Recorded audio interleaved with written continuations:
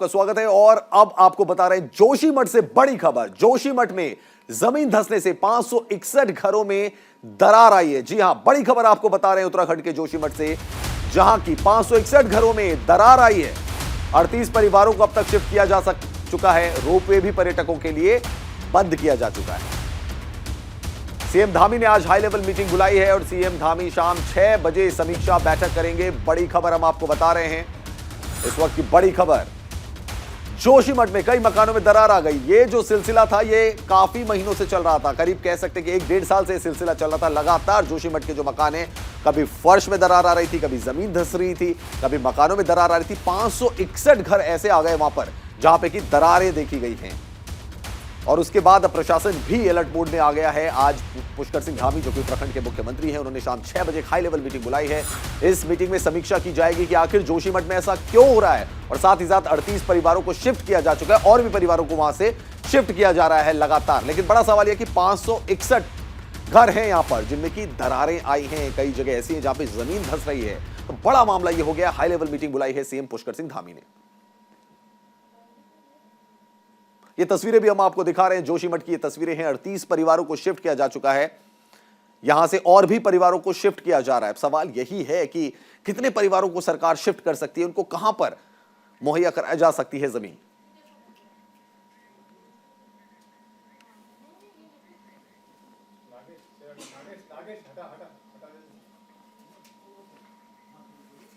ये तस्वीरें भी हम आपको दिखा रहे हैं। यहाँ पे आप तस्वीर देख सकते हैं। सड़कों में भी दरारें पड़ी हुई है, घरों में दरारें पड़ी हुई है, दीवारों में दरार पड़ी हुई है। बहुत ही कह सकते हैं कि खतरनाक स्थिति यहाँ पे नजर आ रही है। जोशीमठ उत्तराखंड की ये तस्वीरें हम आपको दिखा रहे हैं, जहां पे आप सड़क में देख सकते हैं दरारें।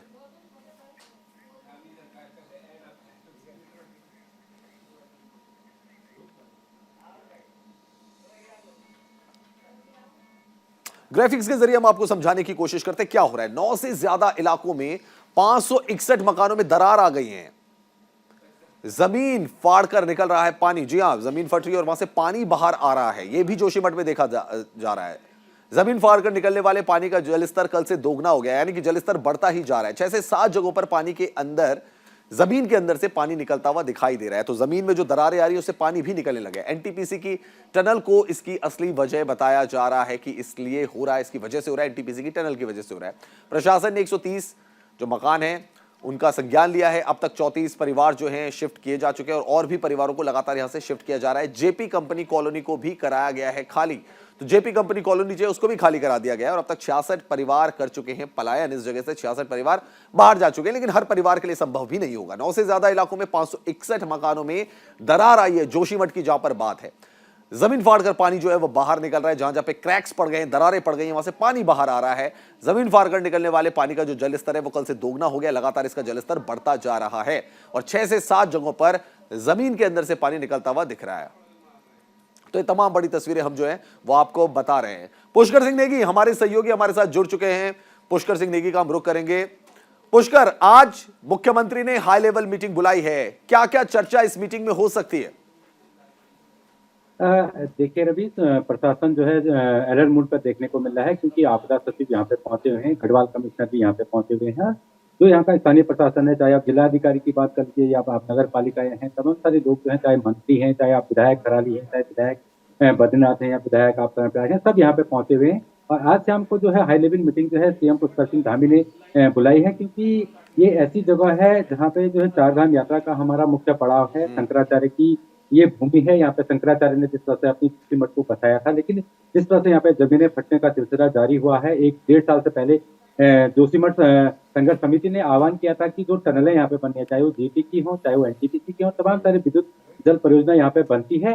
सेलंग सबसे बड़ी बात रवि इसमें है कि सोलंग मोटर मार्ग पे जो परियोजना इस समय बनती है, उसकी जो सुरंग एनटीपीसी की बनती है वो जोशीमठ के नीचे से तलहटी से यहाँ से जारी है।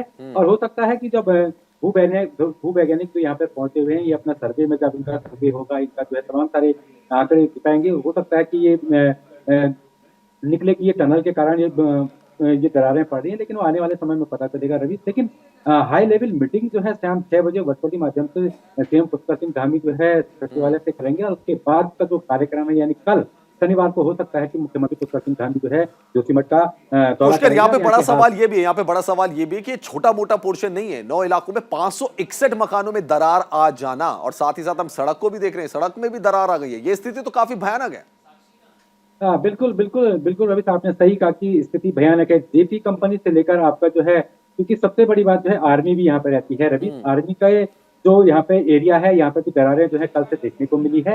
हालांकि जिस तरह से 561 से ऊपर लोग यहाँ पे शिफ्ट कर दिए गए हैं, और 38 परिवारों को, जिनकी मतलब ये लगा लीजिए आपकी 38 परिवार ऐसे परिवार हैं जिनकी दीवारें फट गई हैं या मकानें जो ढह गई हैं।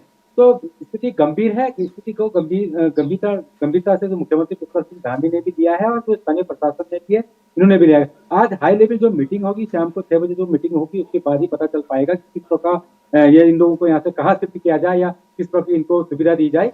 लेकिन आपदा सचिव यहाँ पे पहुंचे हुए हैं, ये निरीक्षण कर रहे हैं। जमीन स्तर सुबह 8 बजे से इनका जोशीमठ से लेकर और आपका जो है तमाम सारे क्षेत्रों में ये दौरा कर रहे हैं, क्योंकि 561 परिवार बहुत होते हैं, बहुत ज्यादा होते हैं।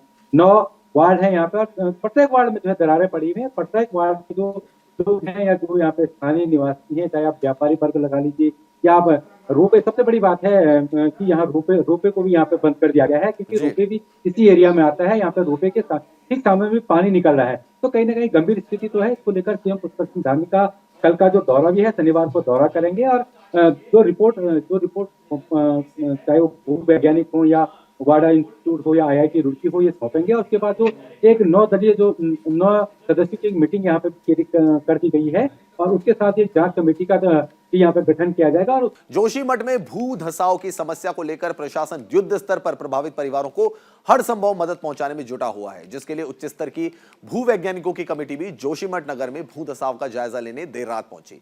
और आज सुबह ही सुनील वार्ड ने प्रभावित विनोद सकलानी समेत 3 अन्य प्रभावित परिवारों के घर पहुंचकर मकानों की दरारों का निरीक्षण किया। वहीं जोशीमठ नगर क्षेत्र के 43 परिवारों को सुरक्षित स्थानों पर शिफ्ट किया गया है। तो जोशीमठ में भूधसाव हमने कुछ जहाँ होटल टिल्ट किया उधर गए, जेपी का कैंपस जहाँ पानी निकल रहा है, मडी वाटर निकल रहा है, वहाँ हम लोग गए। एक जो लेटेस्ट क्रैक्स आए हैं जिन एरिया मुन एरिया में गए। आज बिल्कुल विस्तृत हम पूरे जोशीमठ का भ्रमण करेंगे और देखेंगे क्या स्थिति बन के आ रही है, किस तरह से टेम्परेरी रिलीफ लोगों को दे सकते हैं, जो परमानेंट जो कार्य किए जा सकते हैं उसके संबंध में एक प्लान, एक टेंडर निकाला भी गया है ड्रेनेज सिस्टम को ठीक करने के लिए, जियोफिजिकल स्टडी के लिए। तो उसके बाद हम कार्रवाई करेंगे। अभी हम वापस जाने के बाद इमीडिएट क्या कर सकते हैं वो तुरंत हम उस पर कार्रवाई करेंगे। सर, अभी कितने लोगों को सुरक्षित स्थान पर रखा गया है? देखिए, अभी करीब 50 तक के लोगों को अभी हम बाहर निकाले हैं। जैसा हमें रिपोर्ट मिली है 561 घरों में क्रैक्स काफ़ी ज़्यादा है, तो उसके संबंध में इवैक्यूएशन प्लान हम तैयार कर रहे हैं, उसके अनुसार कार्रवाई। खबर देहरादून से है, जहां उत्तराखंड के वित्त मंत्री प्रेमचंद अग्रवाल के बेटे पीयूष अग्रवाल ने कांग्रेस की प्रवक्ता गरिमा ठाकुर और कांग्रेस नेता जयंत रमोला पर FIR दर्ज करवाई है। बता दें कि बीते दिनों कांग्रेस के प्रदेश मुख्यालय में हरिद्वार के वरिष्ठ कांग्रेसी नेता जयंत रमोला और कांग्रेस पार्टी की प्रदेश प्रवक्ता गरिमा अभिनव थापर ने संयुक्त रूप से पीसी करके वित्त मंत्री और उनके बेटे पर कर चोरी का आरोप लगाया था, जिसको लेकर प्रेमचंद अग्रवाल ने तीखी प्रतिक्रिया आई थी। और आखिरकार 10 दिनों के बाद देहरादून के कोतवाली थाने में उनके बेटे पीयूष अग्रवाल ने संगीन धाराओं में मुकदमा दर्ज करवाया। हमने, यही तो है दमनकारी सरकार का चेहरा, इनका बदरंग चेहरा जिसको कहते हैं। हमने जो भी प्रेस कॉन्फ्रेंस करी, पुष्ट खबरों पर करी, हमने दस्तावेज रखे, हमने साक्ष्य और सबूत रखे। हिम्मत है तो उनको नकारिए ना, हम पर मुकदमा करने से क्या होगा। और मुकदमा आपने कर दिया, अच्छा हुआ, नहीं तो हम कोर्ट जाते। और दूध का दूध, पानी का पानी तो होना ही चाहिए। उत्तराखंड की भूमि किसी की बपौती नहीं है कि प्रेमचंद अग्रवाल अपने पद का और रसूख का गलत इस्तेमाल करेंगे।